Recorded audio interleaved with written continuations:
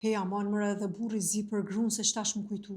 Me majt zi kur vdes dikush. Me majt zi kur vdes ndonjë antar i familjes. Në aspektin fetar, kur vdes një antar i familjes, me majt zi apo me kalu fazën e pikëllimit është 3 ditë. Përveç gruaja për burrin që duhet me majt zi 4 muaj edhe ditë. Jo rastësisht është ky rregull fetar, sepse psikologjikisht njeriu ka nevojë me përpunu dhimbjen. Duhet mu marr me çat dhimbje, sepse nëse e shtypim këtë dhimbje edhe e izolojmë brenda vetes, atëherë që ajo dhimbje ka me nu shfaq ma vonë në forma të tjera shqetësuese edhe nuk kemi me dit askah po na vjen. E kur je 3 ditë në shtëpi, merresh me veten, e përjeton dhimbjen edhe pse mërzites shumë, po nuk qyr me dal prej shtëpisë me ik prej çatij realiteti. Po rrin çaty me çat dhimbje. Ndërsa gruaja për burrin në bazë të aspektit fetar të një shtatzanie të mundshme që duhet me qëndru 4 muaj edhe ditë, nuk është rastësisht, sepse relacioni bashkëshortor është në relacionet më të afërta mes raporteve të njerëzve. Prandaj edhe procesi i përballimit të dhimbjes të gruas duhet me qenë më i gjatë. Gruaja për 4 muaj tamam e merr veten, e pranon realitetin për humbjen e burrit, edhe vazhdon me jetën. E jo me tentu me ik prej këtij realiteti,